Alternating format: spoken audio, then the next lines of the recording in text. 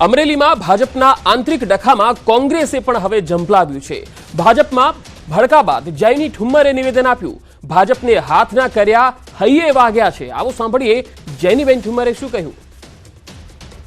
आंतरिक मामलो छे पण जे प्रमाणनी परिस्थिति अने ककड़ाट अत्यारे भारतीय जनता पार्टी में उद्भव थई रह्यो छे त्यारे हूँ हमेशाथी कहेती आवी छुं के हाथना कर्या हૈયે वागे छे। जे आ एज भारतीय जनता पार्टी छे के जेने कांग्रेस पक्षने भांडवामां कंई बाकी नथी राख्युं। त्यारे अत्यारे ज्यारे एमनी परिस्थिति एज स्तर सुधी जई रही छे एज जे प्रमाणेना स्टेटमेंट कांग्रेस पार्टी माटे भारतीय जनता पार्टीना अनेक नेताओए आपेला हता। आ तके हूँ एमने विनंती करूं छुं के અત્યારની જે ભારતીય જનતા પાર્ટીની પરિસ્થિતિ છે એના માટે પણ એ જ પ્રકારના સ્ટેટમેન્ટ લોકોની વચ્ચે આવીને મીડિયાની સામે આવીને આપે એવો હું આપ સૌના મીડિયાના માધ્યમથી અનુરોધ ભારતીય જનતા પાર્ટીના એક નેતાઓને કરું છું। ધન્યવાદ। નારણ કાછડિયાના આક્રોશ પર મનીષ દોશીએ નિવેદન આપ્યું। ભાજપમાં મૂળ કાર્યકર્તાઓનું અપમાન થઈ રહ્યું છે। પક્ષમાં જે ગોઠવણ થાય છે તેની વ્યથા રજૂ કરી। ખરીદ વેચાણ અને નાણાંના ખેલ થઈ રહ્યા છે એવું પણ મનીષ દોશીએ કહ્યું।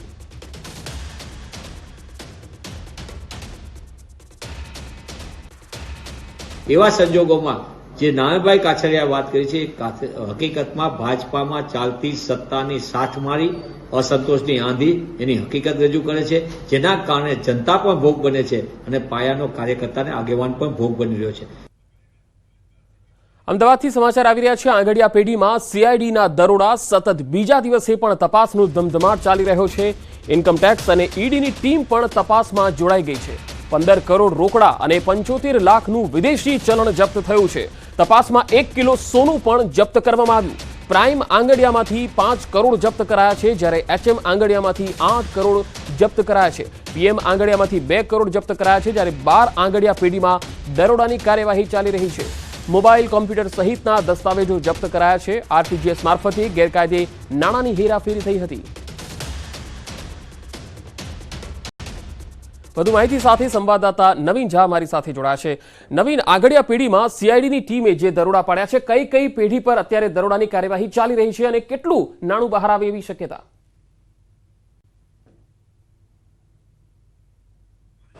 पंकज, अमदावाद और सूरत में कुल सीआईडी क्राइमे 12 पेढ़ी पर दरोड़ा पड़ा है जेमां 25 થી વધુ जगह दरोड़ा कामगीरी चालू है। गई काल थी आ कामगीरी चालू है, अत्यारे पण यथावत है। एचएम आंगडिया है, पीएम आंगडिया है, प्राइम आंगडिया है, एनआर आंगडिया है, एनआरएन कंपनी अभी अनेक जो आंगडिया पेढ़ी है 12 जेटली पेढ़ीओ है त्या सीआईडी क्राइम अमे साथे इनकम टैक्स और जे अन्य एजेंसीओ है ते पण जोड़ाई है। अत्यार सुधीमां 15 करोड़ रुपया रोकड़ और 75 लाखनी जे विदेशी चलनी नोटो और सोनू कब्जे करवामां आव्युं छे। महत्वनी बात है कि अत्यारे आ दरोडानी कामगीरी चालू है त्यारे आ आंकड़ो हजी पण वधी शके छे कारण के आनी अंदर जे गैरकायदेसर व्यवहार अने फर्जी एकाउंटनी बात करीए तो फर्जी एकाउंट जे मळी आव्युं छे अने जे हवाला कौभांडनी बात छे कि અહીંથી દુબઈ અને અન્ય જગ્યાએ જે રીતે ગેરકાયદેસર રૂપિયા આંગડિયા કરવામાં આવે છે તેને લઈને જે છે સીઆઈડી ક્રાઇમને માહિતી મળી હતી અને સીઆઈડી ક્રાઇમે તે માહિતીના આધારે અમદાવાદ અને સુરતની કુલ 25 થી વધુ જગ્યા એટલે કે 12 પેઢીની અંદર દરોડા પાડ્યા છે અને દરોડા જે છે જે એટલી મોટી માત્રામાં કરવામાં આવી રહી છે કે જેના કારણે ઇન્કમ ટેક્સની પણ જાણ કરવામાં આવી છે। એટલે કહી શકાય કે અત્યારે પણ દરોડાની કામગીરી ચાલુ છે અને પ્રાથમિક તપાસમાં અત્યાર સુધીમાં 15 કરોડથી વધુની જે રોકડ રકમ અને સોનું જે કબજે કરવામાં આવ્યું છે તે સિવાય અન્ય જે મુદ્દા માલ છે તે પણ કબજે કરવામાં આવ્યું છે। એટલે કહી શકાય કે ગુજરાતના અમદાવાદ અને સુરતમાં છેલ્લા 2 દિવસથી ઇન્કમ ટેક્સ, સીઆઈડી ક્રાઇમ અને અન્ય જે એજન્સીઓ છે તે લોકો દરોડા પાડ્યા છે અને ગેરકાયદેસર વ્યવહાર ખાસ કરીને હવાલા કૌભાંડનો જે કૌભાંડ છે તેનો પર્દાફાશ કરી રહ્યું છે। નવીન, આ સિવાય બીજી આવતીકાલે પણ આ દરોડાની કાર્યવાહી જારી રહે એવું લાગે છે? શું આંગડિયા પેઢી જ એકમાત્ર આઈટીના રડારમાં છે, સીઆઈડી ક્રાઇમના રડારમાં છે?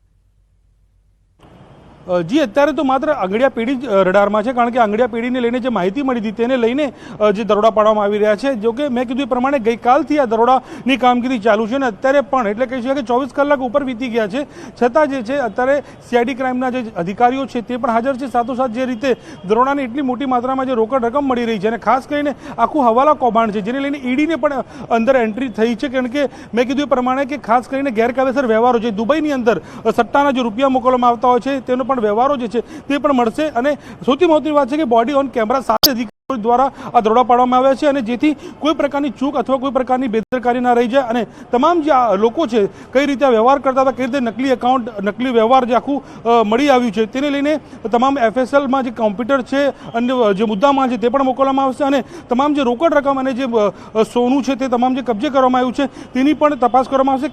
કહી શકાય કે જે રીતે 24 કલાક ઉપર વીતી ગયા છે અને અત્યારે પણ દરોડાની કામગીરી ચાલુ છે ત્યારે હજુ પણ સમય લાગી શકે છે કે હોઈ શકે કે આવતીકાલ સુધી પણ આ દરોડાની જે કામગીરી છે, કારણ કે ઈડીનું ઇન્વોલ્વમેન્ટ આવી ગયું છે, તો ઈડી અને ઇન્કમટેક્સ બંને ભેગા થઈને તેમનું કહી શકાય કે એક પ્રકારે ગેરકાયદેસર વ્યવહારોની તપાસ જે છે તે પણ કરી શકે છે. જી નવીન, આભાર સમગ્ર માહિતી આપવા માટે. તો પાકિસ્તાનની ISIને માહિતી આપતું જાસૂસ કોર્ટમાં રજૂ કરાયો છે. વડોદરા કોર્ટમાં આરોપી પ્રવીણ મિશ્રાને રજૂ કરવામાં આવ્યો. ભારતની સંરક્ષણ બાબતોની સંવેદનશીલ માહિતી તે પાકિસ્તાનમાં મોકલતો હતો. CID ક્રાઇમે ગઈકાલે ભરૂચમાંથી આરોપીને પકડી લીધો હતો. CID ક્રાઇમે આરોપીના 14 દિવસના રિમાન્ડની માંગ કરી છે. કોર્ટે આરોપીના 14 દિવસના રિમાન્ડ મંજૂર કર્યા છે. પ્રવીણ મિશ્રા અને પાકિસ્તાની હેન્ડલરના નેટવર્કની તપાસ થશે. અત્યાર સુધી મોકલેલી માહિતી અંગે પણ પૂછપરછ કરવામાં આવશે. આરોપીને મળેલા આર્થિક લાભ અંગેની પણ તપાસ થશે. વાત બનાસકાંઠાની. બનાસકાંઠામાં મુડેથા ગામના ગોગાપુરામાં લગ્ન મંડપમાં અચાનક આગ લાગી ગઈ. પ્રસંગ દરમિયાન ફટાકડા ફોડતા આગ લાગી ગઈ. લગ્ન મંડપમાં અચાનક આગથી અફરાતફરીનો માહોલ જોવા મળ્યો. સ્થાનિકોએ પાણીનો મારો ચલાવીને આગ પર કાબુ મેળવ્યો. લોકોની સમય સૂચકતાને કારણે મોટી જાનહાનિ ટળી હતી. આ સમય સૂચકતા વાપરી લોકો મંડપની બહાર નીકળી જતા જાનહાનિ ટળી. દેવી પૂજકના ઘરે બાંધેલો મંડપ આગમાં બળીને સ્વાહા થઈ ગયો. તો પ્રસંગ દરમિયાન ફટાકડા ફોડતા આગ લાગી હતી અને પ્રસંગ દરમિયાન જે મંડપ બાંધેલો હતો એ સંપૂર્ણ આગના હવાલે થઈ ગયો. જો કે જે લોકો એ મંડપમાં બેસેલા હતા એ લોકો તરત જ બહાર નીકળી ગયા, જેથી એક મોટી જાનહાનિ ટળી. ખેડામાં યાત્રાધામ ડાકોર ટેમ્પલ કમિટીના ટ્રસ્ટી માટેનું કોકડું ગૂંચવાયેલું છે. ટ્રસ્ટીની નિમણૂક માટેની સેશન્સ કોર્ટમાં સુનાવણી હતી. કોર્ટે 20 દિવસ બાદ 30 મેના રોજની મુદત આપી છે. ડાકોર ટેમ્પલ કમિટીમાં 4 ટ્રસ્ટીઓ અને 1 ચેરમેનનો વહીવટ. હાલમાં કમિટીમાં 1 ચેરમેન અને 3 ટ્રસ્ટી છે. એક ટ્રસ્ટી માટે 16 લોકોએ દાવેદારી નોંધાવી હતી. એક દાવેદારી પાછી ખેંચતા હવે 15 દાવેદારો છે મેદાનમાં. આ 15 દાવેદારોમાં બિઝનેસમેનનો સહિત રાજકીય આગેવાનો પણ મેદાનમાં છે.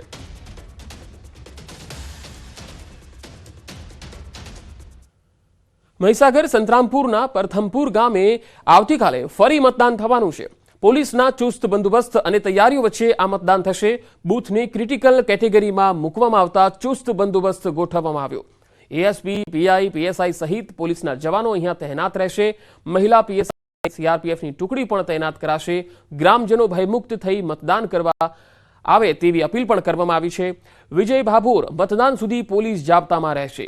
મેટલ ડિટેક્ટર, CCTV કેમેરા સહિતના અદ્યતન ઉપકરણ ગોઠવવામાં આવ્યા.